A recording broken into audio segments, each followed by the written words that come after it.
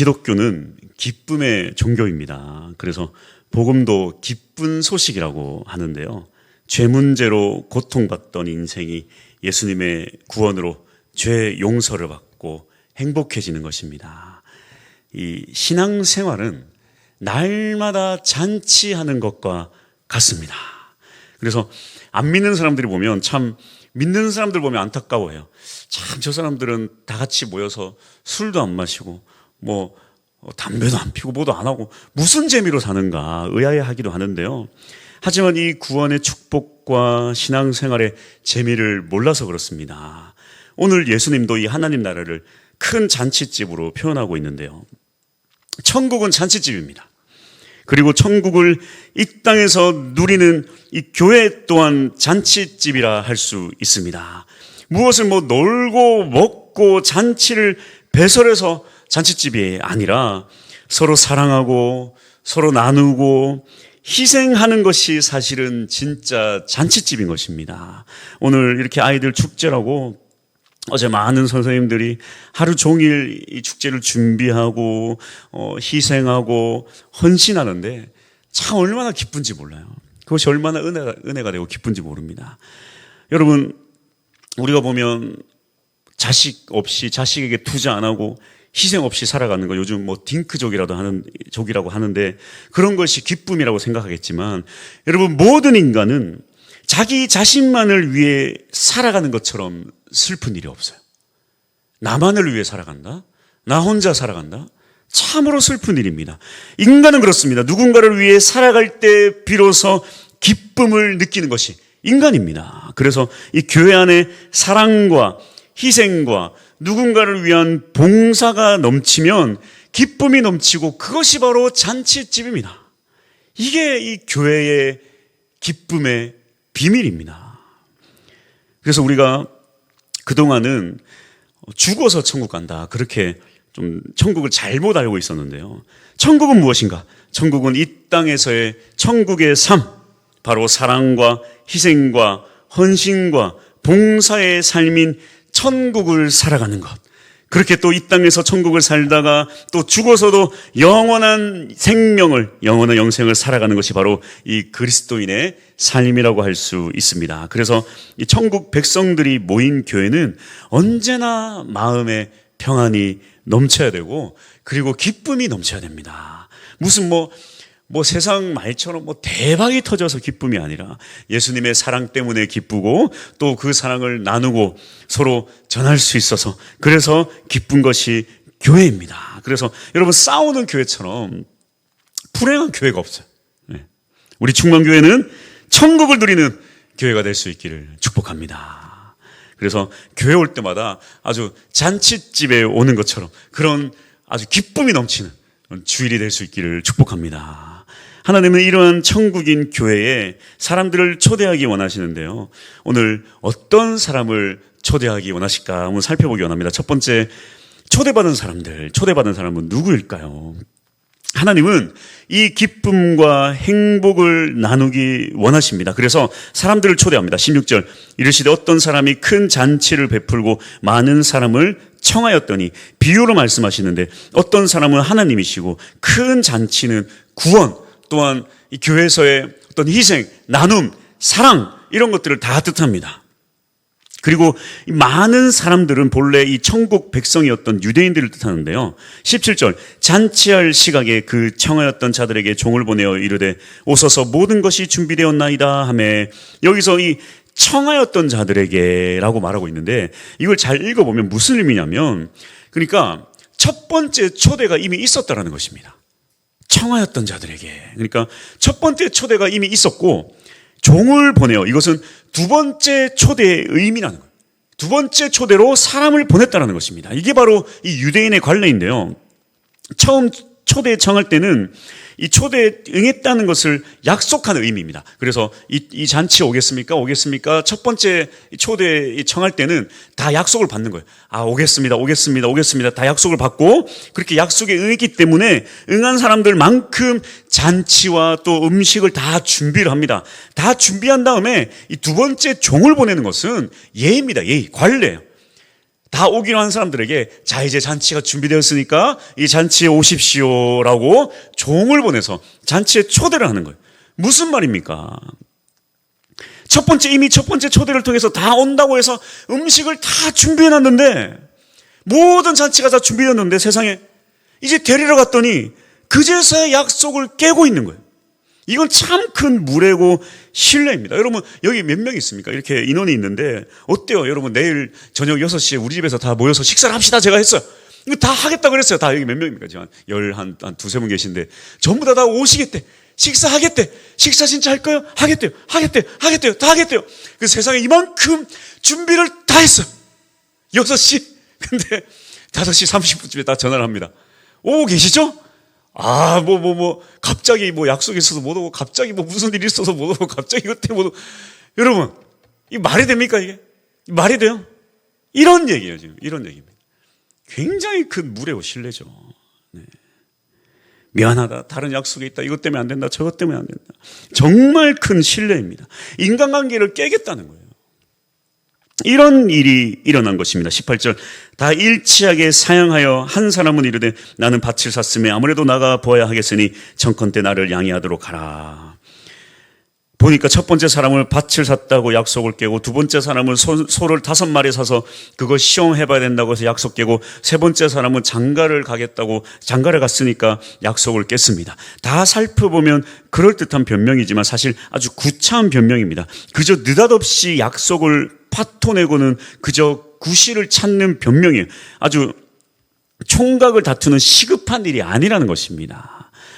더 나아가서 이 약속한 사람과의 관계를 중요하게 여기지 않는, 이 사람과의 관계를 깨는 처사이고, 아무리 중요하지 않다고 해도 약속을 쉽게 생각하는 사람들이라는 것입니다. 여러분, 어떻습니까? 이 사업을 크게 하는 사람일수록, 또 큰 회사를 운영하고 큰 기업의 총수일수록 가장 중요하게 여기는 게 뭐냐면, 하나같이 말하는 것이 바로 이 약속입니다. 약속. 공부를 잘하고 못하고 외모가 이렇고 저렇고 이걸 떠나서 약속을 쉽게 생각하는 사람. 이 약속 안에는 뭐가 들어있냐면 돈, 시간, 정성 다 들어있는 거예요. 약속을 했다라는 것은 누군가가 돈과 시간과 정성을 쏟아서 그 시간을 정한 것인데, 이 약속을 쉽게 생각하는 사람은 사실 그 약속을 함께한 그 사람의 모든 어떤 시간과 정성 투자한 것들 다 쉽게 생각하는 사람이에요. 함께하기 참 어려운 사람들이죠. 하물며 지금 이 약속의 주체자가 누구냐면 바로 하나님이십니다. 지금까지의 이야기를 종합해보면 이것은 바로 이 하나님과 원래 하나님의 백성들이었던 유대인들의 이야기입니다. 하나님은 유대인들에게 반드시 구원자를 보내겠다 약속했고, 유대인들은 진심으로 구원자, 즉 메시아를 간절히 기다리고 또 기다렸습니다. 그런데 막상 이 구원자이신 예수님이 오셨는데 유대인들은 이 예수님을 배척하고 그와의 약속을 깨버린 것입니다. 왜 그렇습니까? 세상에 이 메시아로 오신 예수님을 보니까 자신들이 생각했던 그런 사람이 아니에요. 자신들이 생각한 것처럼 대단한 집안의 사람도 아니고 무슨 시골뜨기 출신으로서 아주 별 볼 일 없어 보이는데 계속해서 자신들이 잘못된 것을 까발리고 뭐가 문제가 있다고 공격을 합니다. 이렇게 약속을 깬 유대인들은 오늘날로 말하자면 누구인가? 바로 원래 예수를 잘 믿는 사람들이에요. 그렇게 예수님을 잘 믿어서 하나님의 놀라운 축복을 받은 사람들. 그런데 이제 배가 부르니까, 등이 따시니까 많은 사람들이 예수님을 떠나기 시작합니다. 건성으로 예배를 드리고 예수님과의 약속을 쉽게 생각해요. 주의를 지키지 않기 시작합니다. 놀러 다니는 것 좋아합니다. 자신의 욕심이 하나님의 약속보다도 더 중요해졌습니다. 밭을 샀다. 소 5마리 샀다. 장가를 무슨 하루아침에 갑니까? 유대인들의 장가는 2년 3년 걸리는데 장가 갔다. 뭐 했다. 한마디로 내 생활, 내 삶의 여유가 더 중요하다. 더 이상 하나님과의 약속은 중요하지 않고 언제든지 깰 수 있다. 요즘 사람들 기분 나쁘면 금방 다른 교회 옮기고 믿음 생활을 자기 욕심대로 해요. 굉장히 중요한 문제입니다. 중요한 문제. 함부로 여러분을 교회 옮기는 거 아니에요. 저는 그래요. 아무 의미 없이, 문제 없이 우리 교회 오는 것도 저는 원치 않고. 믿음 생활 그렇게 하면 안 돼요. 좀 기분 나쁘다고 왔다 갔다. 이 시대 교인들 보십시오. 정말 부끄러운 것은 세상 사람들이 뭐라고 말합니까? 아주 세상 사람들보다 더 지독하다, 나쁘다. 세상 사람들보다 더 욕심이 아주 가득 차 있다. 교회 다니는 사람들이 더 심하다. 참 그런 얘기 들으면, 물론 조금 교회 다니는 사람이라 좀 더 이렇게 좀 기대치가 있었는데 그 기대치가 무너져서 하는 얘기들도 있지만, 사실 정말 저 사람은 저렇게 욕심쟁이인데 알고 봤더니 교회 다니는 사람, 그런 사람들도 참 많이 있다는 것이 이 시대의 현실입니다. 여러분, 이런 것은 예수님이 원하는 삶이 아닙니다. 아니에요. 그래서 오늘 이 예수님과의 약속을 깨버리고 자기 욕심대로 사는 사람들이 오늘날로 말하자면 이 초대를 거절한 사람들입니다. 지금 교회 다니면서 세상 사람들보다 더 악하게 사는 사람들이에요. 그래서 오늘 본문은 사실 우리 믿는 사람들에게 경각심을 가져주는 그런 말씀입니다. 왜냐하면 이런 욕심에 쩔어 살고 하나님을 사랑하겠다는 이런 약속을 쉽게 깨버리는 그런 그리스도인들에게 하나님 뭐라고 말씀하십니까? 21절입니다. 이에 집주인이 노하시는 거예요. 주님이 이러한 믿음 없는 자들에게 노하신다는 것은 우리는 명심하시기 바랍니다. 여러분, 이 복음서의 많은 구절 가운데에 주님께서 아예 안 믿는 자에게 무슨 지옥을 얘기하는 게 아니라, 아예 안 믿는 자에게 무슨 저주를 말하는 게 아니에요. 믿는다고 하면서 하나님 팔아먹는 사람들, 믿는다고 하면서 자기 욕심에 쩔어 사는 사람들에게 주님 경고하시는 거예요. 지옥도요, 아예 안 믿는 사람에게 지옥을 얘기하는 게 아니라, 믿는 척하면서 하나님 사랑한다고 하면서 그의 삶은 엉망진창인 사람들에게 지옥을 말씀하세요. 예수님, 성경을 잘 읽어보세요. 우리는 그래요. 우리에게는 그런 거 해당 사항 아니라고 저 세상 나가서 지옥 그래요. 물론 그것도 틀린 말은 아니지만, 사실 주님은요, 처음 예수 믿는 자, 잘 모르는 자들에게는 사랑을 얘기하세요. 우리의 복음도 마찬가지예요. 세상 사람들에게 나가서는 사랑을 얘기해야 돼요. 사랑을 얘기해야 돼요. 사실 주님의 어떤 이 분노의 지옥에 대한 메시지는 다 엉터리로 믿는 자들에게 하는 얘기입니다. 우리는 경각심을 가져야 돼. 하나님의 뜻을 반드시 기억하고 세상에 빛이 될 수 있는 우리 모두가 될 수 있기를 축복합니다. 할렐루야. 주님 노하신다는 이런 경각심을 가지고 먼저 믿은 우리가 예수님과의 약속, 내가 진실되게 예수님을 믿겠습니다, 그 약속을 언제나 지키며 나아갈 수 있길 축복합니다. 그래서 주님의 은혜를 항상 기억하고, 오늘 아까 불렀던 찬양 가사처럼 돌아보니까 결국에 주님의 은혜였습니다, 이렇게 감사하며 살아갈 수 있는 우리 모두가 될 수 있기를 축복합니다. 할렐루야. 두 번째 볼 것은 이 주인이 노하는 마음으로 강권하여 채우라 말씀하시는데요. 그렇다면 오늘 이 강권하여 채우라는 말씀은 어떤 의미일까요? 우선 오늘 이 말씀을 이해하기 위해선 오늘 본문 전의 내용을 잘 이해할 수 있어야 되는데요. 12절 말씀입니다. 또 자기를 청한 자에게 이르시되 내가 점심이나 저녁이나 베풀거든 벗이나 형제나 친척이나 부한 이웃을 청하지 말라. 두렵건대 그 사람들이 너를 도로 청하여 내게 갚음이 될까 하노라. 무슨 얘기냐면 이 혼인잔치에 관한 얘기인데요. 참 유대인들의 문화는 우리나라랑 대단히 비슷합니다. 어떤 결혼식의 풍경이나 여러 가지 어떤 문화들이 굉장히 비슷해요. 그래서 우리나라와 이 유대인들의 결혼 풍습 또한 매우 흡사한데, 스몰 웨딩, 요즘 유행하는 그런 것은 사실 우리나라 아주 정통적인 문화는 아니에요. 네. 이건 서양이나 이런 거나 가능하지, 사실 우리나라 문화에서는요, 이 용서가 안 됩니다. 네. 그러잖아요. 자녀의 결혼은 사실 누구의 결혼입니까? 부모의 결혼이죠. 부모의 장례는 사실 누구의 장례입니까? 자녀의 장례죠. 그래서 이런 걸 잘 이해하지 못하니까 무슨 뭐 스몰 웨딩 이런 얘기가 나오는데, 사실 웨딩 내 마음대로 하는 게 아니라 부모님 뜻대로 하는 거예요. 네. 요 근래 뭐 이런 일이 있었습니다. 고등학교 반을 담임하는 선생님이, 교사가 결혼을 하는데 좀 논란이 되었어요. 어떤 논란이 됐냐면, 그 반 아이들이 초청을 안 했는데 다 온다는 거예요. 그 축가를 하겠다는 거예요. 그 선생님이 오지 말라 그랬어요. 너네 오지 마라. 너네 아이들을 이해를 못해. 왜 오지 말라는지. 근데 선생님은 그 이유를 말을 못해. 또 쪼잔해질까봐. 근데 애들 다 오겠대. 축가를 다 준비했대. 그러면은 그 축가를 하고, 너네 어디서 밥 먹을 수 있게 돈을 따라줄 테니까 어디 그 옆에 어디 가서 밥을 먹어야 돼. 그랬더니 애들이 다 축가를 하고 모두가 다 뷔페를 먹고 돌아갔다는 거예요.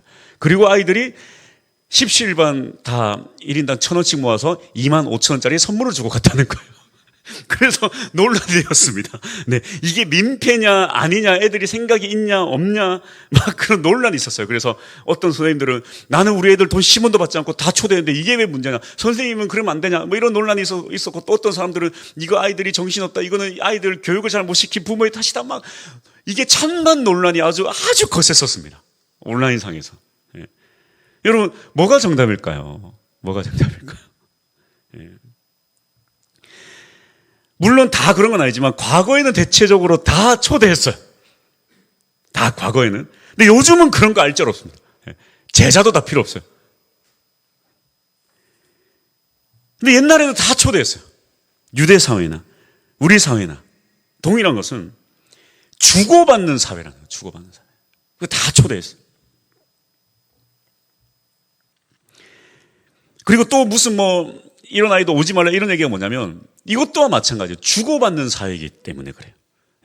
그 아이들이 별 주지도 않고는 세상에 25,000원짜리 선물 하나, 시계 하나 딱 사주고는, 벽걸이 시계 하나 사주고는 뷔페를 갖다가 25명이 먹고 갔어. 그러니까 이런 것들이 민폐다 하는 것도 무슨 얘기냐면, 그 주고받고 하는 이런 기브 앤 테이크에 어긋난, 그런 정신에 어긋난다는 거예요. 무엇이 옳을까요? 무엇이? 예수님은 무슨 말씀을 하실까요? 놀랍게도 예수님은 이런 기브 앤 테이크에 대해서, 이런 문화에 대해서 한 말씀 하셨습니다. 오늘 이 본문 전의 내용이에요. 예수님 뭐라고 하시냐면, 그렇게 주고받는 관계끼리만 초대하지 말라는 게 주님의 뜻이에요.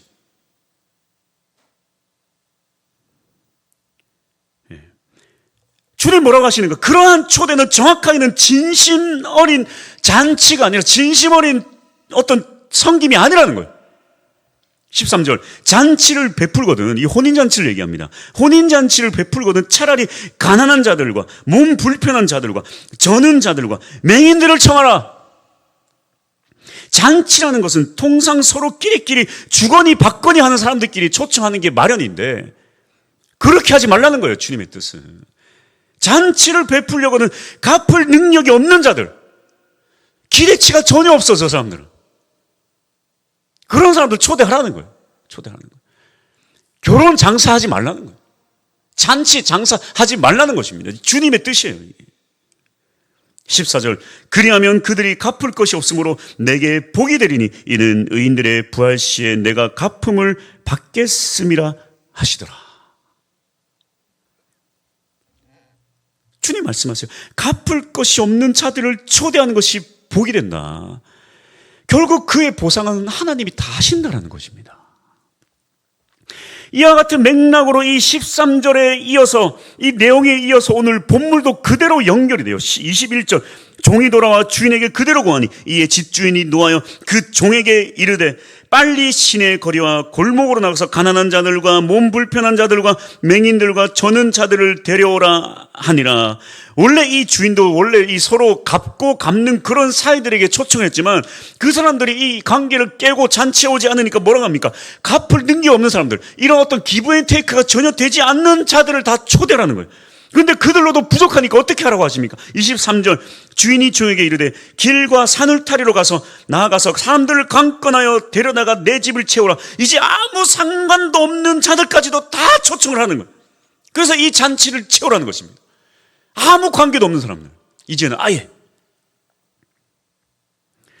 여러분, 오늘 본문과 또 이전의 내용이 이 혼인잔치에 관한 것도 마찬가지고 같은 이야기를 하고 있습니다. 무슨 얘기냐면 이렇게 하는 것이 복이다. 이것이 바로 복이다. 잔치는 어떻게 해야 되는가? 바로 이렇게 하는 것이 복이다라고 예수님이 알려주고 계신 거예요. 더 나아가서 이 교회가 나아가야 할 길을 알려주고 계신 것입니다. 이것이 바로 이 전도 축제 정신이에요. 여러분 어떻습니까? 교회들이, 저도 마찬가지죠. 저도 항상 경각심을 가져야 되는 게, 처음에 열정이 있을 때, 믿음이 있을 때, 교회가 막 뜨거울 때는요, 사명을 위해 살아요. 막 베풀고 헌신하고 사회를 위하여 어떻게든 노력하고. 근데 여러분, 교회들이요, 은혜가 떨어지고 믿음이 떨어지면 어떻게 하기 시작한 줄 아세요? 가면 갈수록 자기들끼리만 놀아요.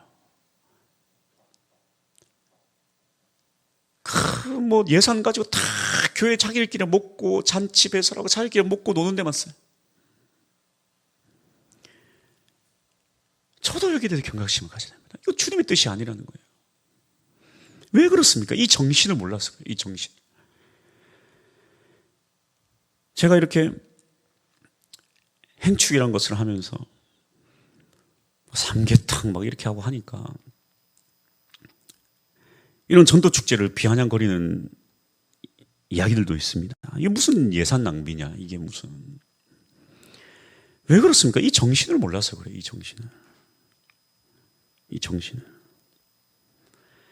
그러니까 전도축제를 하는데, 삼계탕을 줘.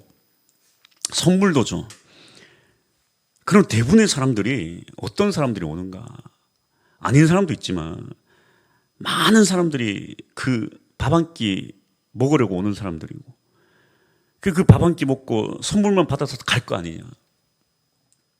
너무 교회가 의미 없는 예산만 낭비하는 거 아니냐. 차라리 좀 교회에 올 만한 사람에게 좀 투자를 하고, 또 더 노골적으로 그런 얘기도 해요. 뭐 헌금 낼 만한 사람에게 뭐 관심 가지고 그래야 되는 거 아니냐. 이 정신을 몰라서 그렇습니다. 제가 무슨 뭐 계산을 못해서 그런 게 아니에요. 이 전도를 한다고 얼마나 우리가 3개월, 4개월 동안 전도지 제작하고 이것만 해도 거의 100만 원 단위가 넘어가고. 저도 알아요. 다 그런 건 아니지만 또 삼계탕을 드린다 하면은 또 저기 또 마산역에서도 많은 분들이 또 혼자서 오시는 게 아니라 아주 단체로 오세요. 단체로. 예, 단체로. 또 그 다음 주에 잘 안 오셔, 이분들이. 제가 몰라서 그런 게 아니에요. 하지만 오늘 주님은 분명히 말씀하십니다. 14절. 그들이 갚을 것이 없으므로 내게 복이 되리니. 그들이 갚을 것이 없으므로 내게 복이 되리니. 그리스도인이 진짜 복받는 비결이 뭔지 아십니까? 바로 이것입니다. 언제부터 교회 다니는 사람들이, 그리스도인들이 돈 계산하고 생각하면서, 기부의 계획 생각하면서, 주거니 받거니 하면서, 헌신을 계산하고, 희생을 계산하고, 왜 차세대에게, 다음 세대에게 투자 안 합니까? 다음 세대 투자해봐야 돌아오는 게 없어요. 주는 거 있지만 받는 게 없어요.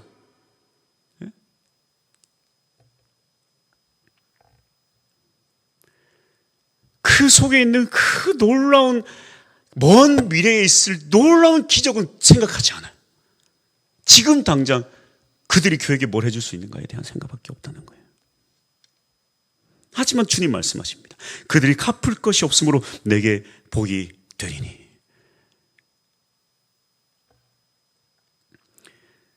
그러니까 이 전도 사역은, 우리의 사명은 바로 이것입니다. 이걸 통해서 무엇을 얻고자 하는 게 아니에요. 정말 섬기기 위해, 복음을 위해. 기쁘고 즐겁지 않습니까? 아이들이 와서 오늘 뛰어놀 것만 생각하면. 어제 시범 운영을 하는데 아이들이 뛰어노는데 땡볕이 그렇게 강한 거예요. 그래서 우리 목회로 권사님께서 위에 저 그늘막을 쳐야 되는 게 아니냐, 제가 한 10번 물어봤습니다. 정말 쳐야 되나요? 정말 쳐야 되나요? 정말 칠까요? 왜 그런지 아세요? 엄청 힘들어요. 손가락이 다 부러져요. 엄청 힘들어요. 우리 이렇게 교회가 이렇게 탁 아주 직각 그런 게 아니고 이게 무슨 마른 목걸이라 가지고 이 각이 완전 엉망이라서 저거 다는데 굉장히 어렵습니다. 10번 물어봤는데 10번 다 무조건 달아낸다 그러잖아요. 기도 한번 해서 주여. 이 헌신을 주께서 받아 주옵소서. 그래서 우리 진우랑 진수 해가지고 우리 장로님까지 합세해가지고 저 다는데 달고 나니까 얼마나 기쁜지 몰라요. 달고 나니까 얼마나 기쁜지 몰라요. 네. 아이들이 그늘 밑에서 놓고 생각하니까 기쁘더라고요. 네. 이게 은혜입니다. 이게 은혜예요. 이게 기쁨이고 이게 축복이에요. 네. 모든 것 주님께 맡겨드립니다. 토요일 날 제가 설교 준비하는 것보다 그늘 막다는 것에 투자했으니 모든 영성은 다 주님께서 보여줄 줄 믿습니다. 그런 마음으로 하는 거예요. 그런 마음으로. 네. 할렐루야. 이것이 복이에요. 이것이 은혜고. 이것이 우리가 행해야 될, 교회가 행해야 될, 믿음의 사람이 행해야 될 축복이라는 것입니다. 23절. 주인이 종에게 이르되 길과 산울타리가로 나가서 사람을 강권하여 데려다가 내 집을 채우라. 더 나아가서 이 잔치에 참여하고 싶지만 참여조차도 하기 힘든 사람들, 어려운 사람들, 그들까지도 어떻게든 다 데리고 와서 이 천국 잔치를 맛보게 하라. 이것이 바로 이 강권하여 내 집을 채우라는 의미입니다. 이것이 바로 하나님 아버지의 마음이라는 거예요. 여러분, 이 사실을 반드시 기억하시기 바랍니다. 이것이 바로 내가 받은 은혜를 하나님께 갚을 수 있는 방법이라는 것입니다. 이 구원받은 자들이 마땅히 해야 할 사명입니다. 내가 아무런 대가 없이 구원을 받은 것처럼 예수님의 보혈의 피가 무슨 대가를 받고 우리에게 주어진 게 아니에요. 무슨 대단한 헌금을 하고 우리가 절을 몇천 번을 해서 주어진 게 아니라 그냥 공짜입니다. 여러분, 하나님은 항상 그래요. 큰 거일수록 공짜로 주세요. 햇빛도 공짜로 주시고 공기 산소도 공짜로 주시고 우리가 감당할 수 없는 것들을 다 공짜로 주세요. 그래서 예수님의 그 십자가 보혈의 은혜도 다 공짜입니다. 네가 그렇게 공짜로 받았으니까 너도 그렇게 행해야 된다. 이것이 바로 우리 교회와 성도가 누려야 될 축복입니다. 할렐루야. 결론입니다. 그래서 여러분, 이 축복을 사모하시기 바랍니다. 축복을 사모합시다. 그래서 교회 축복은 단순해요. 이걸 나만 이렇게 가지고 있으면요, 축복이 없어요. 그래서 전도하지 않는 교회, 아무것도 하지 않는 교회, 나만 그저 그냥 교회 가서 믿음 생활 겨우 유지한다는 그런 믿음, 여러분, 축복이 없어요. 은혜도 없습니다. 시간이 흘러 뒤돌아보니 아무것도 없어요. 슬픈 일 아닙니까? 돈이라는 것은 뒤돌아보면 있다가도 없는 거예요. 시간이라는 것도 뒤돌아보면 내가 그렇게 애를 써서 뭔가를 이루려고 노력했지만 뒤돌아보면 아무것도 아닌 것들이 얼마나 많은지 몰라요. 하지만 주님을 향한 이 헌신과 희생은요, 주님은 결코 공짜가 없으세요. 주님은 공짜가 없습니다. 우리의 이런 헌신과 이러한 사랑과 이러한 노력을요, 주님 그저 그냥 흘려보내지 않으세요. 저의 삶도 뒤돌아보면 마찬가지. 내가 나 자신을 위해서 살다 보면요, 대단한 걸 이룬 것 같지만 뒤돌아보면 아무것도 이룬 게 없어요. 근데 막 주님, 내가 꼭 이렇게 해야 되겠습니까? 그러면서 헌신하고 희생하고, 주님 참 저는 너무 어렵습니다. 힘듭니다. 그렇게 주님께 원망하면서도 그렇게 헌신하며 살잖아요. 뒤돌아보면 주님께서 놀랍도록 축복하세요.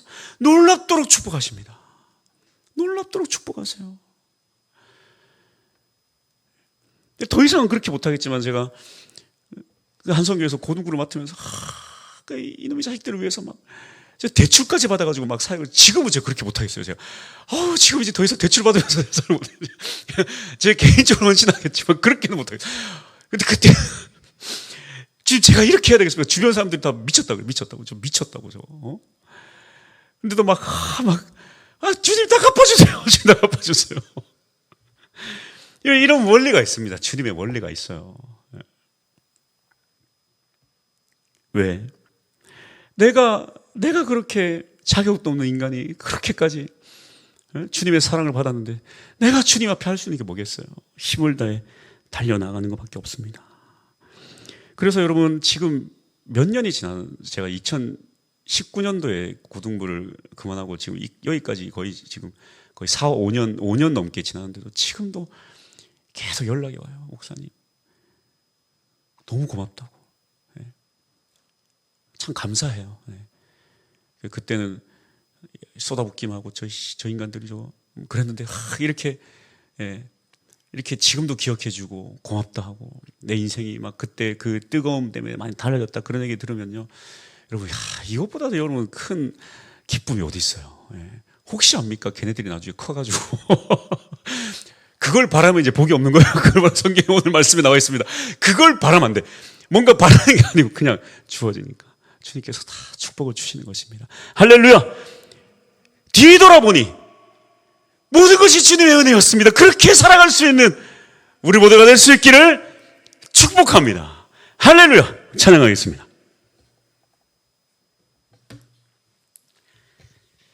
오늘 이 말씀이 또 아까 불렀던 이 찬양의 가사가 그러한 고백이 될 수 있기 원합니다. 뒤돌아보니 모든 것이 주님의 은혜였습니다. 결국에 주님이셨습니다. 주님의 원리가 그렇더라고요.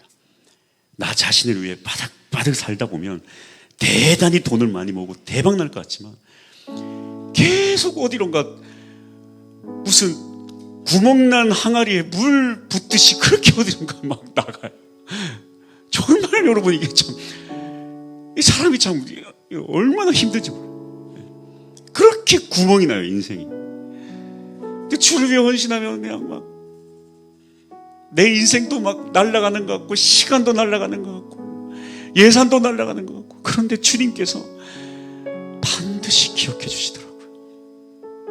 이러한 간증, 이러한 고백이 바로 여러분이 할 수 있기 바랍니다. 저는 뭐 충분해요. 저는 차고 넘치고, 맨날 제가 하도 많이 간증해서 이제 제가 간증하는 게 뭐가 의미가 있겠어요? 여러분이 이런 간증을 했으면 좋겠어요. 주님께 내 삶을 드렸더니 내가 쟁취할 수 없는 놀라운 은혜를 내게 주셨다.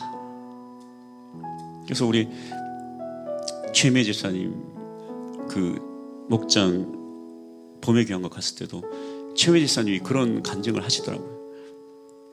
내가 그렇게 아둥바둥하면서 그 일자리 그거를 어떻게든 하고 싶어서 노력하고 힘쓰고 그렇게 애를 썼는데 그게 안 되더래.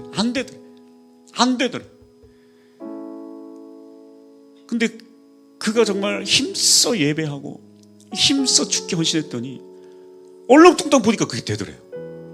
그냥 너무 쉽게 우연히 그냥 그렇게 너무 쉽게 싹 되더래요. 본인이 깨달았다는 거예요. 야, 이렇게 아둥바둥 살아서 될 문제가 아니구나. 인생을 대충 살라는 것이 아닙니다. 힘써 살 때 주님을 의지하고 주님 이렇게 나누고 헌신할 때 주님 그걸 기억하셔서 다 갚아주신다는 거예요. 주님 갚아주시는 인생 살아가기 원합니다. 뒤돌아보니 은혜였습니다. 고백할 수 있는 우리 모두가 될 수 있길 축복합니다. 찬양합시다.